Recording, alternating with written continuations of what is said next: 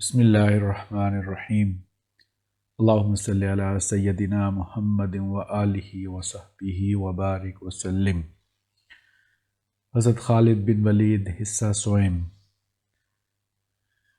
حضرت خالد بن ولید جیسے شاہینوں کو قابو کرنا کوئی آسان کام نہ تھا۔ حضور نبی کریم صلی اللہ علیہ وآلہ وسلم بھی آپ سے بہت درگزر فرماتے تھے۔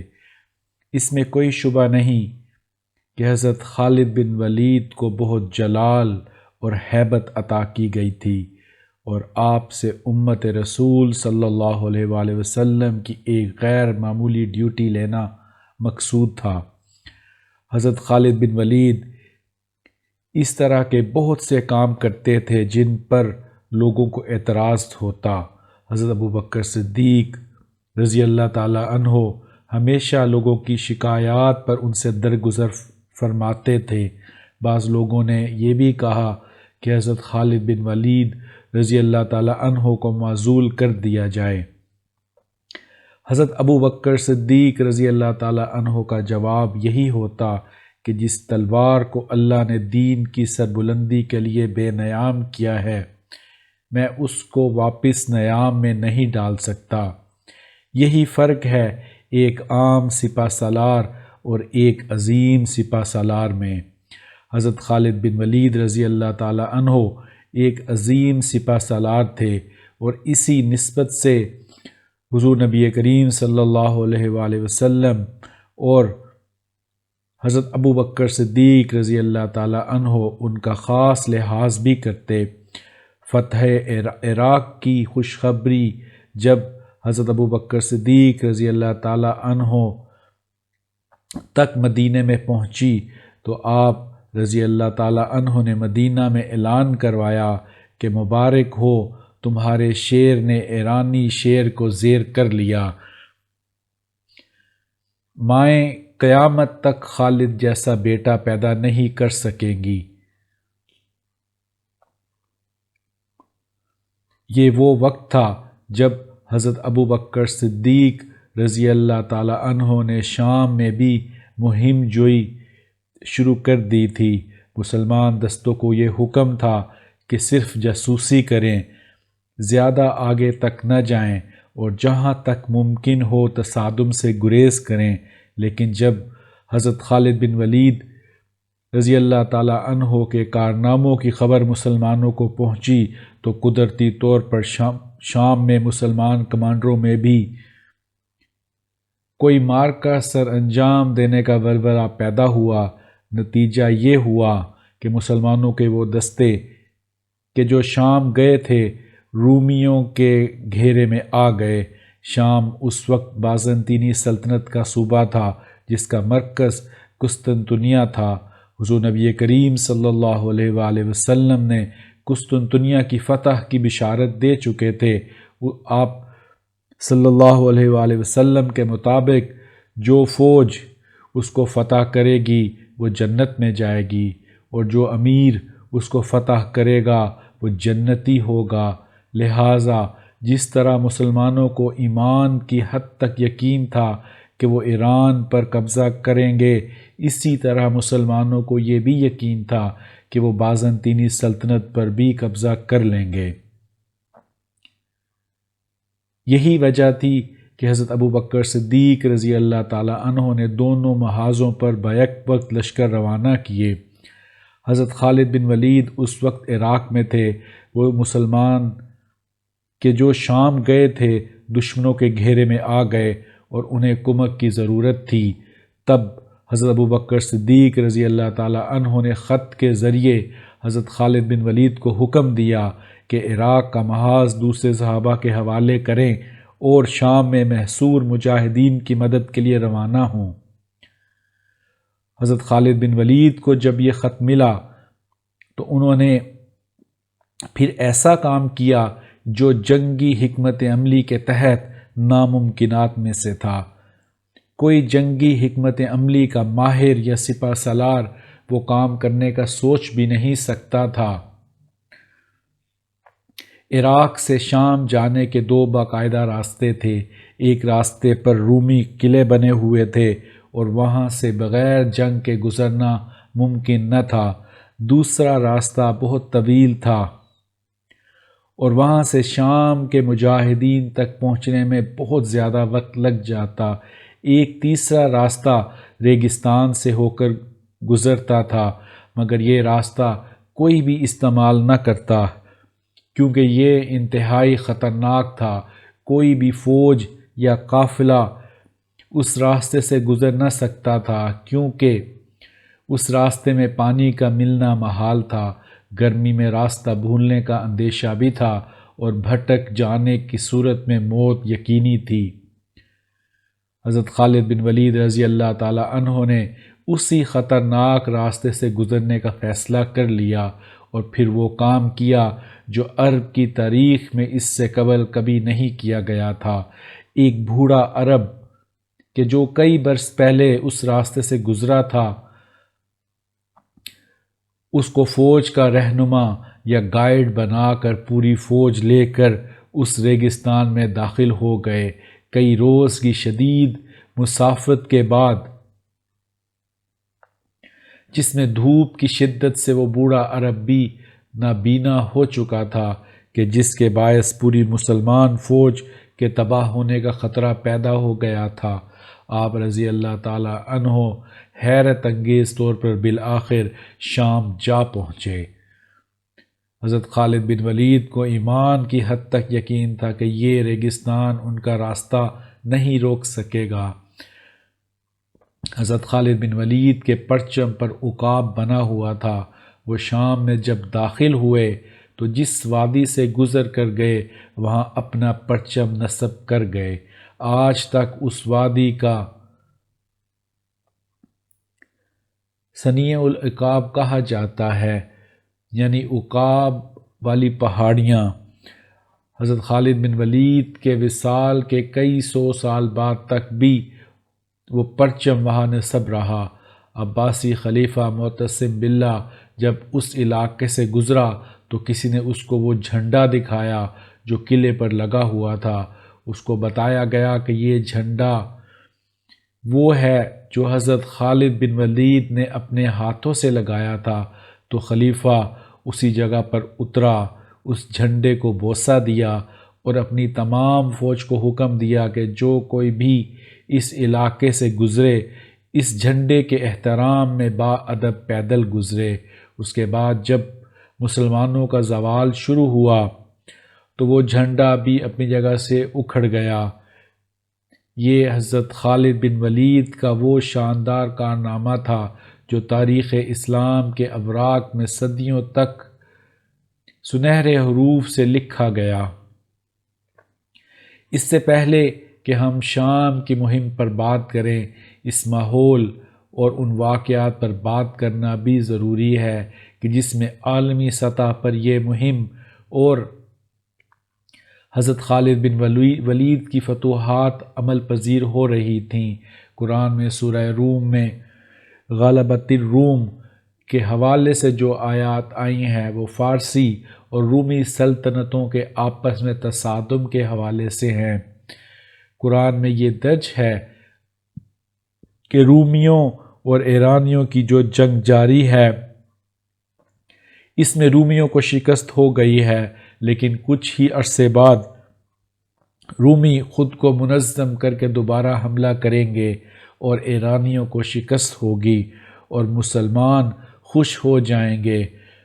قرآن پاک میں رومی اور فارسی سلطنتوں کی آپس کی جنگوں کے متعلق بات کی گئی ہے جو اس وقت کی عالمی طاقتیں تھیں اور صدیوں سے قائم تھیں، یعنی دنیا کے تمام تجارتی راستے مشرق کے وسطی، افریقہ، یورپ اور مشرق کی طرف ایران سے لے کر خراسان اور ہند کی سرحد تک کے تمام علاقے انہی دو بڑی سلطنتوں میں تقسیم تھے۔ قرآن پاک میں خاص طور پر بڑی قوتوں کے تصادم اور ان کے نتیجے میں پیدا ہونے والی صورتحال کا ذکر کرنے کا مقصد یہ ہے کہ مسلمان عالمی سطح پر ہونے والی تبدیلیوں اور بین الاقوامی طاقتوں کے مابین تصادم کے نتیجے میں وقوع پذیر ہونے والے حالات و واقعات پر نظر رکھیں۔ عالمی جغرافیائی سیاست اور حربی حکمت عملی کو سمجھنا اور اس سے فائدہ اٹھانا ہمارے دین اور ایمان کا حصہ بنا دیا گیا۔ دوسری طرف حضور نبی کریم صلی اللہ علیہ وآلہ وسلم نے کچھ بشارتیں عطا فرمائی تھیں۔ ایران کے خسرو پرویز نے جب حضور نبی کریم صلی اللہ علیہ وآلہ وسلم کا نامہ مبارک یعنی خط پھاڑ کر پھینکا تو اسی وقت حضور نبی کریم صلی اللہ علیہ وآلہ وسلم نے فرما دیا تھا کہ کچھ ہی عرصے میں اس خط کی مانند اس ریاست کے بھی ٹکڑے ٹکڑے ہو جائیں گے۔ پھر حضرت سراقہ کو کسریٰ کے کنگن پہننے کی بشارت اور مسلمانوں کو قسطنطنیہ فتح کرنے کی نوید ملنا، اس طرح کے بہت سے حالات و واقعات رونما ہوئے تھے کہ جن کی وجہ سے مسلمانوں کو ایمان کی حد تک یقین تھا کہ کچھ ہی عرصے میں مسلمان فارس اور روم جیسی عظیم سلطنتوں کے ساتھ ٹکرائیں گے اور ان پر بھی غالب آ جائیں گے۔ فتنہ ارتداد کے خاتمے کے بعد جزیرہ نما عرب میں اسلام کا مکمل طور پر غلبہ ہو چکا تھا، مگر اس وقت تک مسلمانوں نے کوئی عسکری مہم جزیرہ نما عرب سے باہر نکل کر نہیں کی تھی۔ اس کے لیے غیر معمولی فراست، تدبر اور جرأت کی ضرورت تھی۔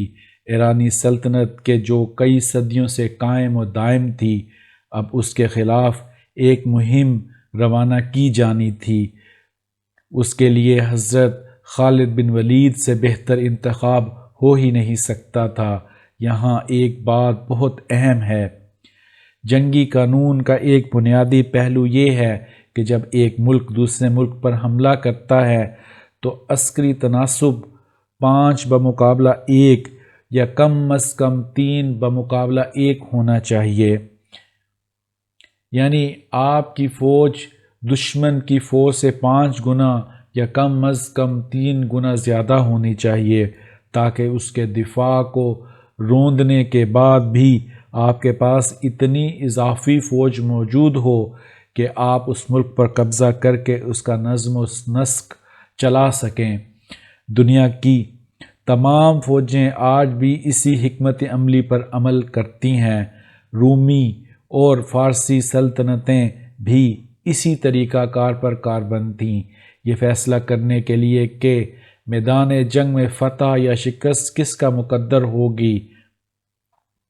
ان کے نزدیک بھی عددی اور عسکری برتری بہت اہمیت کی حامل تھیں۔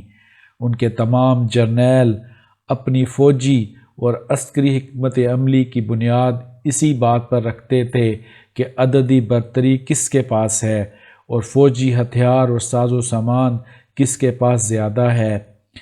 ایک بہت بڑا عنصر کہ جب مسلمانوں کے حق میں جاتا تھا وہ یہ تھا کہ روم اور ایران ایک دوسرے سے لڑ کر تھک چکے تھے۔ کئی برس سے ان کی آپس میں خون ریز جنگیں چل رہی تھیں۔ سلطنت فارس کے حوالے سے ایک اور اہم عنصر یہ تھا، وہاں طوائف الملوکی پھیلی ہوئی تھی، اس کا مرکز کمزور ہو چکا تھا اور صوبے بکھر رہے تھے۔ اگرچہ ابھی بھی افواج فارس بہت بڑی طاقت کی صورت میں اپنی جگہ موجود تھیں، لیکن ان کا مرکز کمزور ہونے کی وجہ سے ایسی فیصلہ سازی کہ جو ایک مضبوط سلطنت کو اکٹھا رکھنے کے لیے ضروری تھی کا فقدان تھا۔ ان حالات میں کہ جب حضرت خالد بن ولید رضی اللہ تعالیٰ عنہ کو ایران پر یلغار کرنے کے لیے بھیجا گیا تو انہوں نے وہ کچھ کیا کہ جو اس سے پہلے یا اس کے بعد حربی اور عسکری تاریخ میں کبھی نہیں دیکھا گیا۔ انہوں نے تمام جنگی قوانین نئے انداز سے لکھے۔ 1400 سال گزرنے کے باوجود آج بھی دنیا حضرت خالد بن ولید کی جنگوں سے سبق سیکھتی ہے۔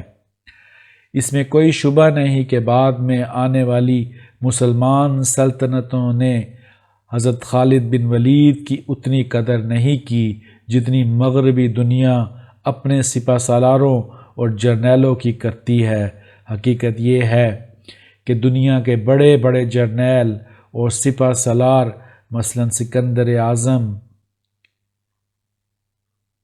چنگیز خان، تیمور، حتیٰ کہ جدید دور کے نامور جرنیل بھی جیسے رومیل، مونٹگومری، ڈگلس میکارتھر وغیرہ شامل ہیں، حضرت خالد بن ولید کے سامنے طفل مکتب نظر آتے ہیں۔ جب مسلمانوں نے عراق، جو اس وقت سلطنت فارس کا صوبہ تھا، پر حملہ کیا تو جو فوج بھی مسلمانوں کے مقابلے پر آئی وہ ان سے کم از کم 5 گنا بڑی ہوتی تھی۔ حالانکہ جنگی اصول تو یہ تھا کہ یلغار کرنے والی فوج کو 5 گنا زیادہ ہونا چاہیے، لیکن یہاں دفاعی فوج 5 گنا زیادہ ہوتی تھی۔ اس کے علاوہ مسلمانوں کے پاس عسکری وسائل، ساز و سامان اور ہتھیاروں کا تناسب بھی خطرناک حد تک کم ہوتا۔ مسلمانوں کی وہ فوج ایک غیر معمولی فوج تھی کہ جس میں نہ کوئی افسر تھا نہ کوئی جوان، جس کی ضرورت ہوتی اس کو افسر لگا دیا جاتا، جب وہ معزول ہوتے تو سپاہیوں کی صف میں آ جاتے۔ یہ تمام فوج جذبہ جہاد سے سرشار اور رضاکار فوج تھی کہ جس کو تنخواہیں بھی نہیں ملتی تھیں۔ اس فوج کے پاس اتنی بڑی مہم کے لیے نہ جنگی ساز و سامان تھا اور نہ ہی وسائل۔ جس کو گھوڑا مل گیا وہ گھوڑے پر سوار ہو گیا، جس کو اونٹ مل گیا وہ اونٹ پر بیٹھ گیا۔ ان کے پاس تیر اندازی کے سامان، تلواروں اور نیزوں کے علاوہ کوئی جدید بھاری جنگی ساز و سامان بھی نہ ہوتا۔ مسلمانوں کی فوج میں نہ کوئی ہاتھی تھے اور نہ منجکین تھیں، نہ ہی گھوڑے، جنگی رتھ۔ فوج کے پاس کوئی باقاعدہ یونیفارم بھی نہیں تھے، فقط پھٹے پرانے کپڑے، یہاں تک کہ ڈھالیں بھی نہ ہونے کے برابر تھیں۔ بعض اوقات تو تلواریں بھی بغیر نیام کے ہی ہوتیں، ان کے گرد صرف کپڑا لپیٹا ہوتا۔ اندازہ کیجئے یہ وہ فوج تھی کہ جو حضرت خالد بن ولید رضی اللہ تعالی عنہ کی قیادت میں جزیرہ نما عرب سے نکل کر دنیا کی عظیم ترین سلطنت فارس کو چیلنج کرنے جا رہی تھی۔ عراقی مہم کے دوران جو جنگیں لڑی گئیں ان میں ہلاکتوں کا تناسب انتہائی حیران کن تھا۔ ایک طرف سلطنت فارس کی مضبوط فوج تھی اور دوسری طرف یہ پھٹے پرانے کپڑوں میں ملبوس ایک رضاکار فوج کہ جو جذبہ جہاد سے سرشار تھی، کہ جس میں اس وقت کی معلوم عسکری حکمت عملیوں کی دھجیاں اڑا کر رکھ دیں۔ ان کے پاس نہ وسائل تھے نہ ہی عددی برتری تھی۔ یہ جنگ بھی اپنے وطن سے سینکڑوں میل دور جا کر لڑ رہے تھے کہ جس کی وجہ سے رسد اور کمک کا راستہ بھی خاصا طویل ہو گیا تھا، مگر اس کے باوجود جب جنگ ہوتی تو ہلاکتوں کا تناسب کچھ یوں ہوتا کہ جیسے 50,000 دشمن جہنم واصل اور صرف 400 مسلمان شہید، یعنی ہلاکتوں کا تناسب ہی عقل دنگ کر دینے والا ہوتا۔ آج تک دنیا کے تمام عسکری ماہر یہ سمجھنے سے قاصر ہیں کہ اس قدر قلیل فوج کے ساتھ مسلمان کس طرح اتنی بڑی تعداد میں دشمنوں کو ہلاک کرنے کے قابل ہوتے تھے، جبکہ ان کا اپنا نقصان نہ ہونے کے برابر ہوتا۔ دنیا کا کوئی سپہ سالار یا جرنیل تاریخ کے کسی بھی دور میں ایسی مثال پیش نہیں کر سکتا کہ جیسی حضرت خالد بن ولید نے کر کے دکھائی۔ یہ درست ہے کہ رومی اور فارسی سلطنتوں میں طوائف الملوکی تھی، مگر اس کے باوجود بھی وہ بڑی زبردست فوجی قوتیں تھیں۔ لہٰذا صرف عسکری نقطہ نظر سے یہ وضاحت نہیں کی جا سکتی کہ کیوں مسلمان ہر جنگ میں ان کو اس بری طرح شکست دیتے رہے۔ حالانکہ وسائل اور عددی اعتبار سے بھی مسلم افواج دشمنوں سے کئی گنا کم ہوتیں۔ اس کا جواب عسکری پہلو میں نہیں، حضرت خالد بن ولید رضی اللہ تعالیٰ عنہ کی روحانی قیادت میں ہے۔ جو کچھ بھی ان جنگوں میں ہو رہا تھا اس کو کسی جنگی قاعدے کے تحت نہیں سمجھا جا سکتا جب تک اس روحانی پہلو کو نہ سمجھا جائے کہ جو سیف اللہ کو حاصل تھا۔ مسلمانوں کو نفسیاتی فائدہ بھی حاصل تھا، کیونکہ شروع میں احساس برتری اور تکبر سے سرشار فارسی فوج نے مسلمانوں کو کچھ سمجھا ہی نہیں۔ وہ سمجھے کہ روپے، پیسے، مال و دولت کے چکر میں کچھ لٹیرے آ گئے ہیں جو ہمارے ملک میں لوٹ مار کرنا چاہتے ہیں، انہیں تو ہم اپنے چھوٹے چھوٹے کمانڈروں کے ذریعے ہی ٹھکانے لگا دیں گے۔ اس احساس برتری کے ظام میں مبتلا فارسی منصوبہ ساز مسلمانوں کی اس حربی طاقت کو سمجھ ہی نہ سکے کہ جس کی بنیاد اسلام کی اخلاقی اور روحانی اساس پر تھی۔ ان تمام حالات میں شام کی حیثیت غیر معمولی تھی۔ اس زمانے میں ملک شام میں موجود اردن، لبنان اور فلسطین بھی شامل تھے۔ حضرت عیسیٰ علیہ السلام کی پیدائش بیت المقدس یروشلم میں ہوئی، لہٰذا تمام عیسائی دنیا کے لیے بیت المقدس کی وہی حیثیت ہے جو مسلمانوں کے لیے مکہ و مدینہ کی۔ جب حضرت عیسیٰ علیہ السلام کا ظہور ہوا تو اس وقت اس تمام علاقے پر رومی حکمرانی کر رہے تھے۔ حضرت عیسیٰ علیہ السلام کے 300 سال بعد رومی سلطنت نے بھی عیسائیت قبول کر لی۔ آج بھی استنبول میں آیا صوفیہ کا ایک 900 سال پرانا کلیسا ہے جو آج بھی اس بازنطینی سلطنت کی نشانی کے طور پر موجود ہے۔ آنے والی صدیوں میں تمام صلیبی جنگوں کا مرکز بھی قسطنطنیہ ہوا کرتا تھا جو بازنطینی سلطنت کا دارالحکومت تھا۔ یہ صلیبی ایشیا کوچک اور ترکی کے راستے آیا کرتے اور شام، مصر اور بیت المقدس پر حملہ آور ہوتے۔ جب حضرت خالد بن ولید رضی اللہ تعالیٰ عنہ نے عراق میں اپنی عسکری مہم جوئی شروع کی اور اس کے بعد حضرت ابو بکر صدیق نے انہیں شام جانے کا حکم دیا تو اس وقت شام رومی بازنطینی سلطنت کا ایک بہت بڑا صوبہ تھا۔ بنیادی طور پر وہاں جتنے بھی بازنطینی کمانڈر تھے وہ یورپ سے آیا کرتے تھے۔ حضرت خالد بن ولید کی یہ شام کی مہم رومیوں کے ساتھ مسلمانوں کا پہلا بڑا تصادم تھا۔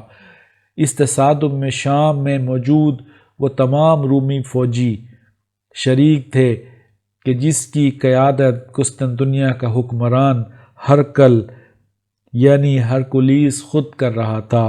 بازنطینی سلطنت کے صوبے آرمینیا سے یورپ تک پھیلے ہوئے تھے۔ اس رومی فوج میں آرمینی، سلاو، انگریز، فرانسیسی اور جرمن دستے اپنے اپنے کمانڈروں کے ہمراہ شامل تھے۔ جب خلیفہ اول حضرت ابو بکر صدیق رضی اللہ تعالیٰ عنہ نے اپنی فوج کے ہراول دستے کو شام کی طرف بھیجا، اس وقت شام کی ساری آبادی عیسائی تھی کہ جس میں عرب عیسائیوں کی ایک بڑی تعداد بھی شامل تھی۔ اس کے علاوہ پارسی مجوسی بھی بہت بڑی تعداد میں آباد تھے۔ اس ساری صورتحال میں جنگی مہم کے لیے حضرت خالد بن ولید رضی اللہ تعالیٰ عنہ کو وہاں بھیجا گیا۔ شام میں پہلے سے موجود دستوں میں سے ایک کی قیادت جلیل القدر صحابی امین الامت حضرت سیدنا ابو عبیدہ بن الجراح کر رہے تھے کہ جو عشرہ مبشرہ میں سے بھی ہیں۔ مختلف جانب سے مسلمانوں کے کئی دستے کہ جو مختلف علاقوں میں موجود تھے ملک شام پہنچ رہے تھے۔ ان کے مقابلے میں ہرقل نے ایک بڑی فوج اکٹھی کرنا شروع کر دی۔ چنانچہ خطرہ پیدا ہوا کہ چونکہ مسلمانوں کے دستے آس پاس کے علاقوں میں بکھرے ہوئے ہیں اس لیے وہ رومی فوج کا مقابلہ نہیں کر سکیں گے۔ کہیں ایسا نہ ہو کہ ان مسلمان دستوں کو اکٹھا ہی نہ ہونے دیا جائے اور ایک ایک دستے کو اپنی اپنی جگہ پر حملہ کر کے تباہ کر دیا جائے۔ ہرکر کی حکمت عملی بھی یہی تھی کہ وہ بھاری لشکر کے ہمراہ ان مسلمان دستوں کو ملانے والے راستوں کو منقطع کر دے۔ وہ مسلمان لشکروں کو تقسیم کر کے ختم کرنا چاہتا تھا۔ جب یہ اطلاع حضرت ابو بکر صدیق رضی اللہ تعالیٰ عنہ تک پہنچی تو آپ نے حضرت خالد بن ولید رضی اللہ تعالیٰ عنہ کو حکم دیا کہ وہ فوراً شام پہنچیں اور وہاں کے لشکروں کی قیادت سنبھالیں۔